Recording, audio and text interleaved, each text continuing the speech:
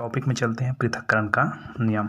ठीक है, तो पृथक्करण के नियम के लिए आपको प्रभाविता का नियम समझना जरूरी था और प्रभाविता का नियम मैं पिछले वीडियो में दे चुका हूँ।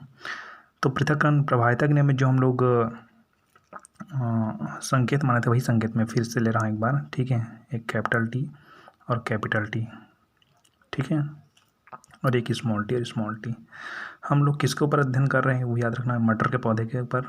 ठीक है, ये मेंडल के प्रयोग हैं, मेंडल के दूसरा नियम है, इसको विसंयोजन का नियम भी कहते हैं। क्या बोलते हैं? विसंयोजन का नियम भी कहते हैं, है ना, याद रखिएगा पृथक्करण के नियम को, है ना। तो यहाँ पर देखिए, ये जो कैपिटल टी इसको हम लोग किसके प्रदर्शित करते थे वो लिख देता हूँ मैं। इसको हम लोग टाल से प्रदर्शित करते थे, लंबा से प्रदर्शित करते थे। इसको हम लोग ड्वार्फ मतलब बौना, ठीक है, ये लंबेपन को, ये बौनेपन को, है ना। और यहाँ से गैमिट्स निकालते थे, स्मॉल टी, यहाँ से कैपिटल टी, और इसमें संकरण करवाते थे। ठीक है, तो यहाँ पर जो संतानें आती थी उसको हम लोग बोलते हैं F1 पीढ़ी। कौन सी पीढ़ी बोलते हैं? F1 पीढ़ी। इसको बोलते हैं पेरेंट, इसको गैमिट्स, इसको बोलेंगे हम लोग F1 पीढ़ी। अब तो जानते हैं कि F1 पीढ़ी में 4 संतानें की संभावना होती है, capital T small T, capital T small T, capital T small T, capital T small T आएगा। इसमें मैं क्रॉसिंग करके बता दूंगा, ठीक है, किस तरह से कैपिटल टी स्मॉल टी और कैपिटल टी स्मॉल टी और कैपिटल टी और स्मॉल टी, लेकिन हम लोग केवल एक को लिखते हैं इतना। ठीक है, हालांकि 4, इसको मैं जल्दी जल्दी बता देता हूँ। ठीक है, capital T capital T capital T capital T small T और स्मॉल टी, ये है। जनक क्रॉस करवाएंगे तो कैसे करवाएंगे? एकदम सिंपल क्रॉसिंग है। ठीक है, ये पहला लकीर यहाँ दोनों में ले जाइए, ठीक है, और ये लकीर ये दोनों में ले जाइए, है ना, समझ रहे हैं। तो यहाँ से क्या मिला अपने को? कैपिटल टी मिला। यहाँ से आपको क्या मिला? कैपिटल टी मिला। ठीक है, यहाँ से क्या मिला? Capital T. यहाँ से क्या मिला? Capital T. क्लियर हो गया? अब यहाँ देखो, यहाँ से एक लकीर यहाँ जाएगा, ठीक है, और यहाँ से एक लकीर यहाँ जाएगा। तो ये क्या है? स्मॉल टी है, तो इसको मिला स्मॉल टी, मिला स्मॉल टी, और इसको भी मिला स्मॉल टी, मिला स्मॉल टी।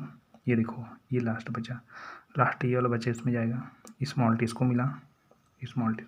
मतलब एक जगह 2 जगह के गया है, 3 जगह नहीं जा सकता। देखो, सब में 2 जगह गया है, 1 ये 2, ये 1 और ये 2 और ये 1 और ये 2। यही क्रॉसिंग के नियम से आप पूरा कंप्लीटली नीचे बना दे जाओगे। तो capital T small T, capital T small T, capital T small T और कैपिटल टी स्मॉल टी, ये प्राप्त हुआ। ठीक है, प्रैक्टिस के बाद सीधा आप लोग लिखना शुरू कर दीजिएगा बिना क्रॉसिंग के, है ना। पृथक्करण के नियम में चलते हैं हम लोग, है ना। तो इसको कौन सा पीढ़ी मानते हैं? F1 पीढ़ी, है ना। तो अब मैं किसको क्या मानते हैं उसको समझिएगा पहले, ठीक है। ये कैपिटल टी लंबा, स्मॉल टी बौने को प्रदर्शित करता है ना। तो हमें देखो यहाँ पर कैपिटल टी और स्मॉल टी हो गया, जबकि यहाँ पर कैपिटल स्मॉल है। तो इसको हम लोग क्या मानेंगे? इसको भी हम लोग मानेंगे लंबा। क्या मानेंगे? लंबा। लेकिन ये कौन सा लंबा है? संकरित लंबा। ठीक है, ये ऐसा बोलते हैं अशुद्ध लंबा, अशुद्ध लंबा। केवल एक को लिखना है, ठीक है, ओके। ये 4 की ज़रूरत नहीं लिखने की, वो आप प्रभाविता के नियम में लिख सकते हो, है ना। चलिए, लेकिन 4 संतानें की संभावनाएं होती है ना। ये क्रॉसिंग समझ आया? ठीक है। अब क्या होता है कि क्रॉसिंग के बाद ये F1 पीढ़ी के पौधे हैं, कैपिटल टी स्मॉल टी। इसी कैपिटल टी स्मॉल टी को अगर आपस में फिर क्रॉस कराया जाए, कैपिटल टी 4 संतानें की संभावना है ना, तो इसमें से एक ये हो गया और किसी दूसरे एक और संतानें को, कैपिटल टी स्मॉल टी को, अगर हम लोग संकरित करवाते हैं अर्थात क्रॉस करवाते हैं, ठीक है, तो यहाँ भी 4 की संभावनाएं होती है। ठीक है, कितनी संभावना होती है? 4। ये जो नियम दिख रहा है ना आपको, ठीक है, यही नियम यहाँ पर लागू होता है।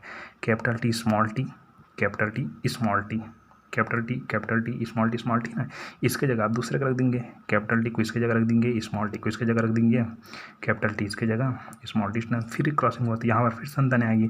तो मैं क्रॉसिंग करके नहीं बता रहा हूँ, डायरेक्टली मैं संतान को बता रहा हूँ कि कितने प्रकार के संतान आएंगे।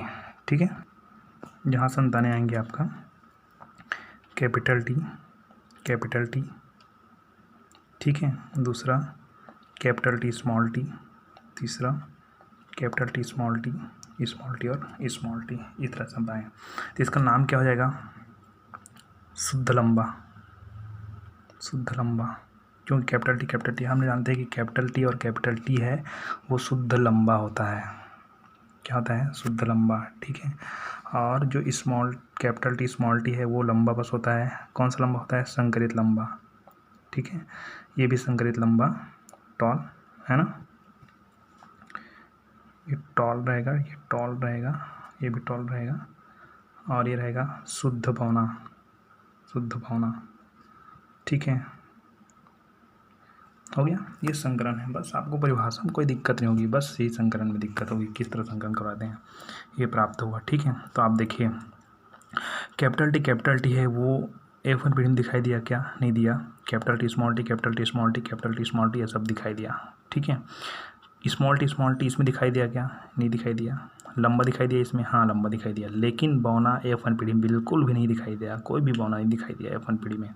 लेकिन यही बौना है F2 पीढ़ी में दिखाई दिया। बस यही समझना है आपको कि ये जो नियम है वो किस तरह से इसके ऊपर लागू होता है। ठीक है, इस नियम को समझना है। ठीक है, चलिए, तो परिभाषा बता रहा हूँ मैं किसका? पृथक्करण के नियम, है ना, कि जब, अब सिंपल नियम है कि जब दो विपर्यायी का मतलब होता है अलग अलग, है ना, जब दो विपर्यायी लक्षण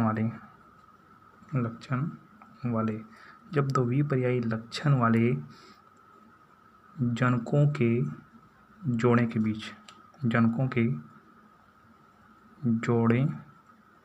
बीच क्रॉस कराया जाए,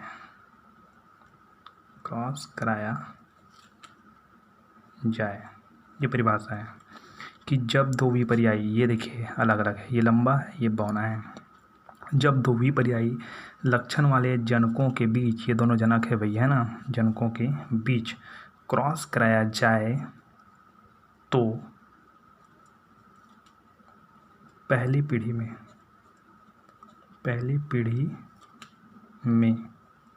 पहला पीढ़ी है F1 पीढ़ी, तो पहली पीढ़ी में अप्रभावी लक्षण, तो पहली पीढ़ी की जगह कोष्टक में आप लिख देना F1 पीढ़ी, तो पहली पीढ़ी में अप्रभावी लक्षण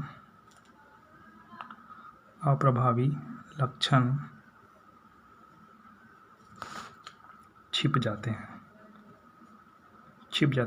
मैंने बताया कि F1 पीढ़ी में कोई भी बौना पौधा नहीं दिखाई दिया, तो वो अप्रभावी लक्षण था ना, वो अप्रभावी लक्षण क्या हो गया? छिप जाते हैं। ठीक है, किंतु भी होता है परंतु अगली पीढ़ी में,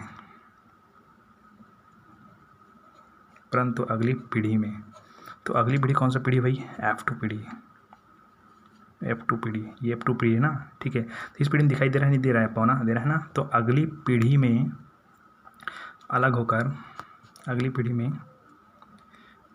अलग होकर स्वयं को व्यक्त करता है, स्वयं को अभिव्यक्त करता है, स्वयं को अभिव्यक्त मतलब अपने आप को दिखाना। ठीक है, अभिव्यक्त करता है। क्लियर हो गया? अब आप इन्वर्टेड कॉमा लिखना नीचे में, है ना, यहाँ जगह इधर बदल रहा हूँ मैं। ठीक है ना। चलिए, तो अब क्या लिखना है अपने को कि जब दो विपर्याय लक्षण वाले जनकों के बीच क्रॉस रहता है तो F1 पीढ़ी में, ये F1 पीढ़ी में अप्रभावी लक्षण छिप जाते हैं, लेकिन अगली पीढ़ी मतलब F2 पीढ़ी। अब अगली पीढ़ी में, यहाँ पर अगली पीढ़ी की जगह आप F2 पीढ़ी आप कोष्टक में डाल दें, लेकिन अगली पीढ़ी में अलग होकर स्वतंत्र रूप से अपने आप को क्या करता है? अभिव्यक्त करता है, अर्थात अप्रभावी लक्षणों का F2 पीढ़ी में स्वतंत्र रूप से पुनः अभिव्यक्त हो जाने की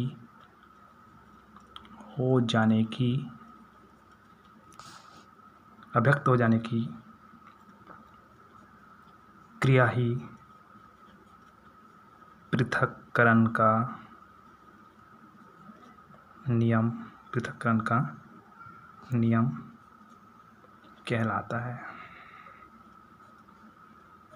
ठीक है, कि अप्रभावी लक्षणों का ये कौन सा लक्षण है, ये कौन से जनक है बोलेंगे तो ए अप्रभावी जनक है ना, ठीक है, द्विअप्रभावी जनक है।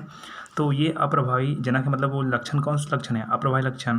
तो यहाँ पर दिखा क्या, नहीं दिखा, लेकिन यहाँ F2 पीढ़ी में दिखा, मतलब पृथक हो गया, अलग हो गया, इसीलिए इसका नाम है पृथक्करण क्रिया।